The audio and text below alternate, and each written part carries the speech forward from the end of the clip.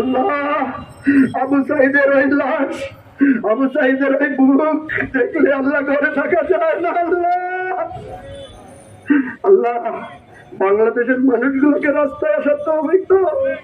আল্লাহ, বাংলাদেশের মানুষগুলোকে তার অধিকারের জন্য দাঁড়ানোর তৌফিক দাও। আল্লাহ, বাংলাদেশের মানুষকে, আলেম ওলামাদেরকে, সাধারণ মানুষকে বোঝার তৌফিক দাও। এই আন্দোলন ন্যায়ের আন্দোলন, এই আন্দোলন হকের আন্দোলন, এই আন্দোলন অধিকারের আন্দোলন, এই আন্দোলন মুসলমানদের ইসলামী আন্দোলন, এই আন্দোলন হিন্দুদের যারা মানবতাবাদী নেতা ছিলেন তাদের আন্দোলন, এই আন্দোলন বৌদ্ধের অহিংস ধর্ম পালনের যে শিক্ষা, সেই আন্দোলন।